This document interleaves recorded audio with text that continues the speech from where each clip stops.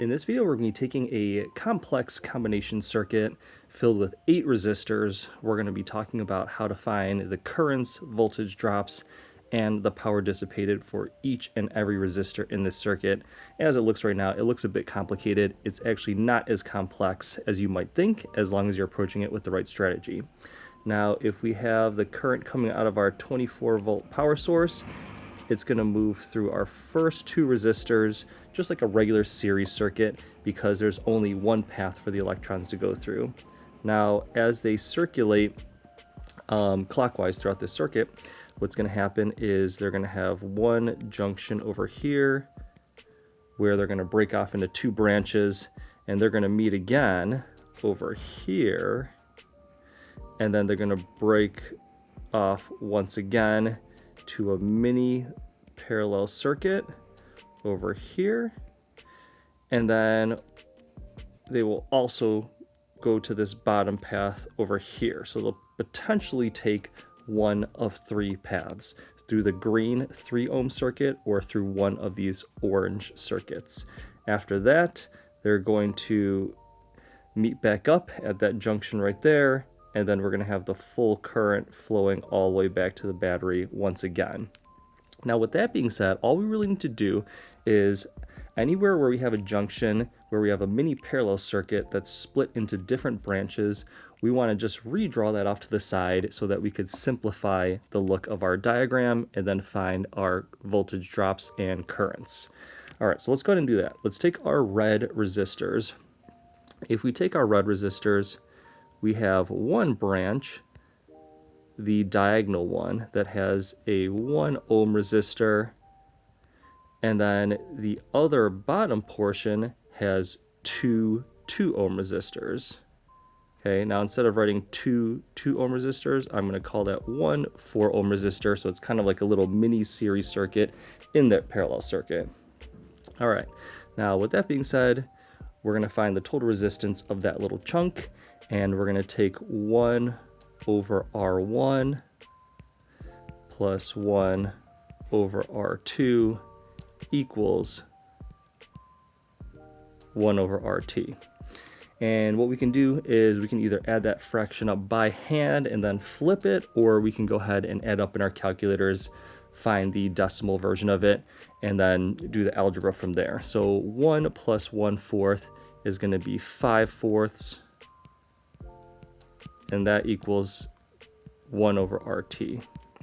Now, if you cross multiply those, the RT is going to flip up over here. The 1 is going to drop down there, and the 4 and 5 are going to flip over to the other side, and we would call that 4/5 or 0.8 ohms.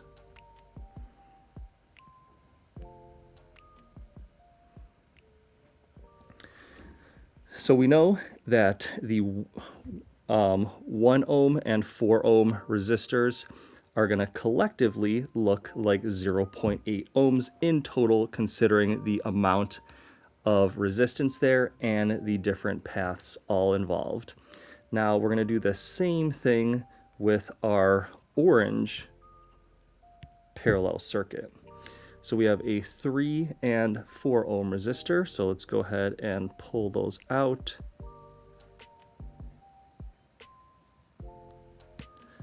We have the 3 ohm and the 4 ohm, and we're going to do the same thing we did before. We're going to add up the inverses of the resistances. 1/3 plus 1/4 equals 1 over RT, and then 1/3 plus 1/4.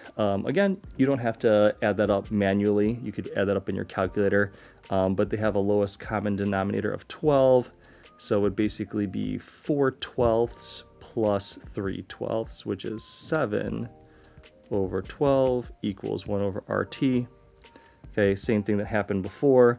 We're going to do a little cross multiply where everything is going to switch, and then our RT is going to come out to 12 over 7 or 1.71.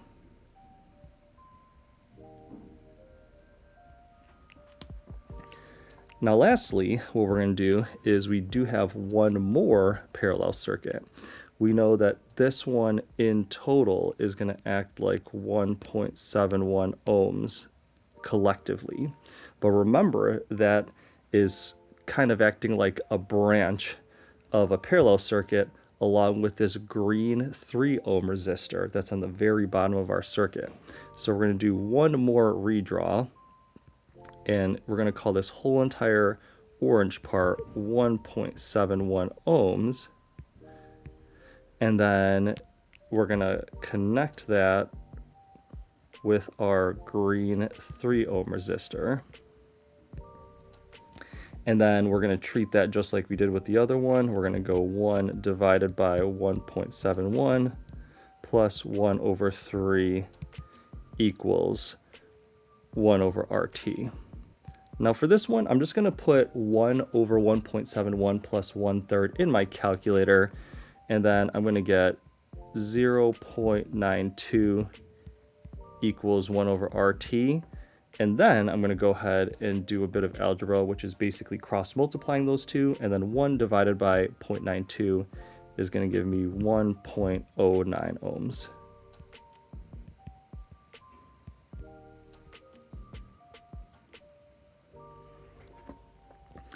All right, so now we are ready to redraw our circuit.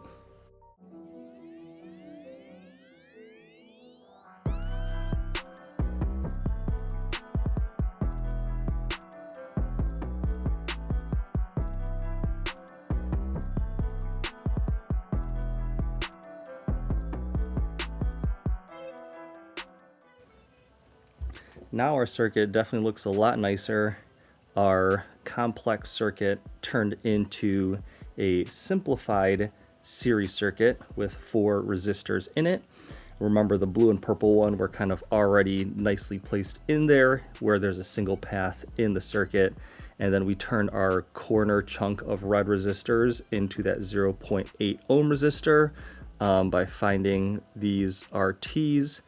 And then we had to do 2 steps for our bottom chunk. We turned our orange resistors into that 1.71 so that it could be representing one branch of our parallel circuit along with our green one. We took that 1.71 along with that green 3 ohm resistor, and then we got 1.09. So that's why I made this one orange and green, because it's representative of both of them. Now what we can do is find the total resistance of the circuit very simply by just adding those 4 resistors up. So 2 plus 1 plus 0.8 plus 1.09 gives us a grand total of 4.89.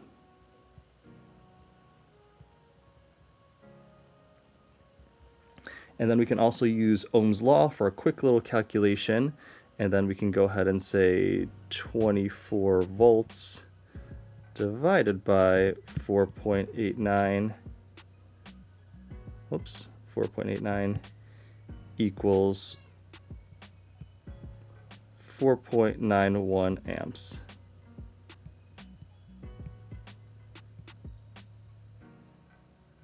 And that is going to be our total current.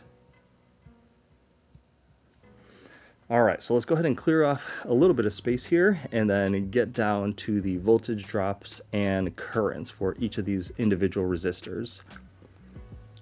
So as of now, we're treating everything like it's in a series circuit. We have the flow of current going all the way around, and everything as of now is acting like it gets the full 4.91 amps of current.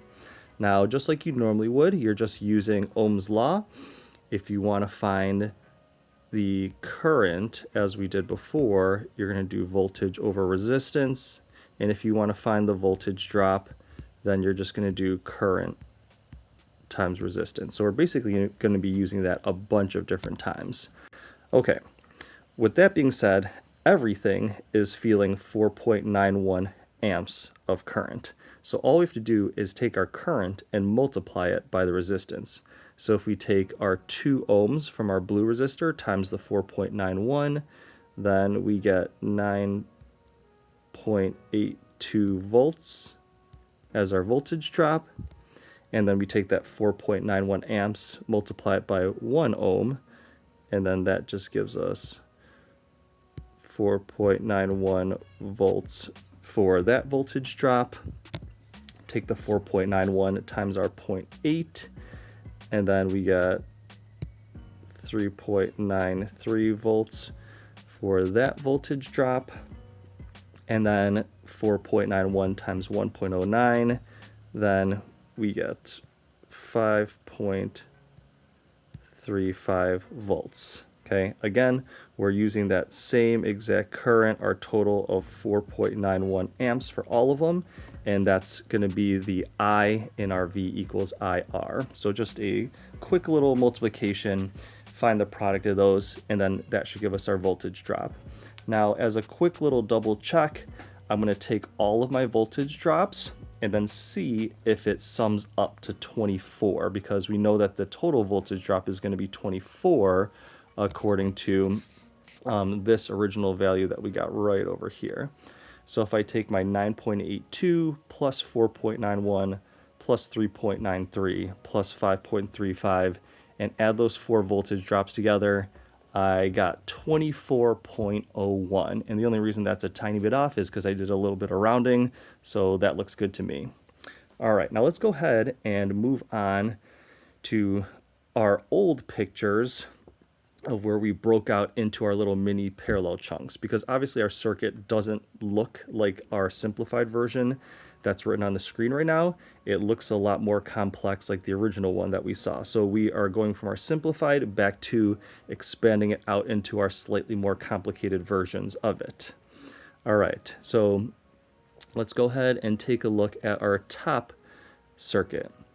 Our red one, okay? Our red one, we know that we got 3.93 volts. Okay, now the way our parallel circuits work is that each branch gets the same voltage drop. So this one over here gets a voltage drop of 3.93 volts, and then so does this one over here. Now what we can do from there is we can go ahead and calculate our current. All we have to do for our current is do Ohm's law, 3.93 volts divided by 1 ohm, and then I get 3.93 amps for the top portion of this parallel chunk.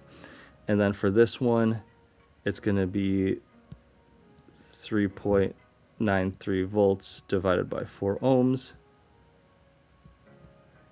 And that's going to give me 0.98 amps. Okay, if I add those up real quickly, 3.98 plus 0.98, that sums up to 4.91, which is our total current, which it should, because if we take a look at this junction over here, we'll call this J1 junction 1, where they meet back together, the currents should be summing back up together to that 4.91. So, so far that checks out. Now also we got to remember that we are pretty much done with that red chunk, but it doesn't actually look like this. It actually looks like two 2 ohm resistors. So we actually have to split those up. Okay, so we know that each of those 2 ohm resistors is going to feel 0.98 amps of current. So we can do 0.98 times 2.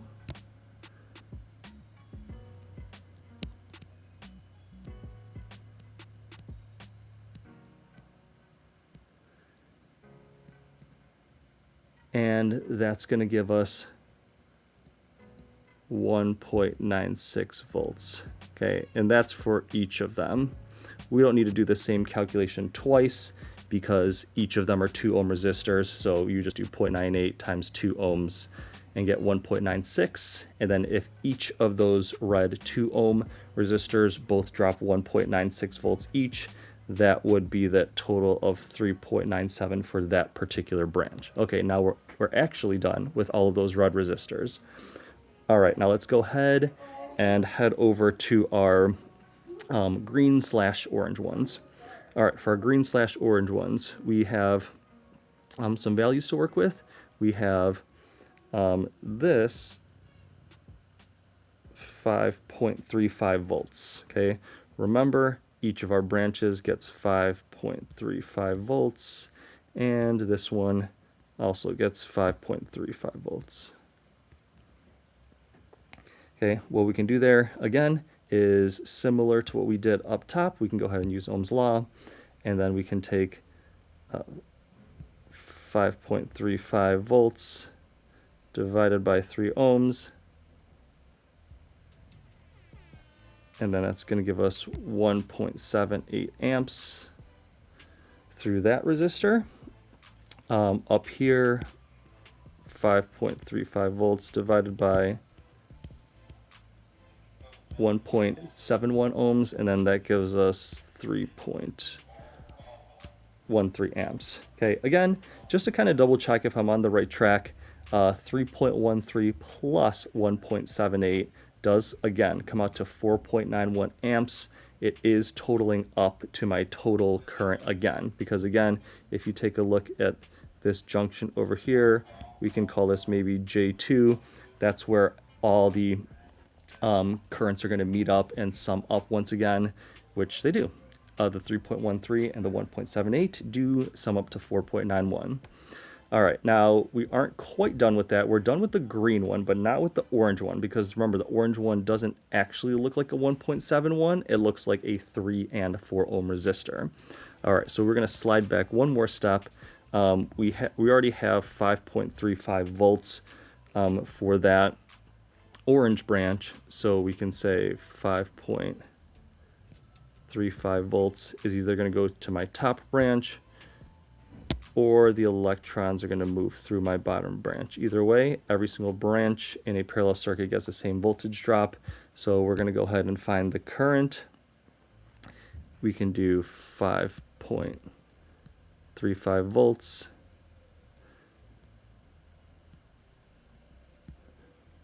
divided by our 3 ohms, and we get 1.78 amps. And then if we take our next one, 5.35 volts divided by 4 ohms, and then we get 1.34 amps. Okay, now we are officially done. We found all of the individual currents and voltage drops for each of the individual resistors. Now, the only thing that I did not do is I didn't do the power calculations, but we have everything we need. Power is just the product of current times voltage, but we already solved for the current and voltage drop of every single resistor. So instead of showing you how to multiply those two numbers, I'm sure you can easily do that. Pop them into your calculator, find the product of them, and then you can find the power dissipated by each of those resistors. Remember, that's in the unit of watts. Okay, so I hope that was helpful to you in simplifying the diagram, expanding it back out, finding all the voltage drops, currents, and power values. Thank you for watching and listening.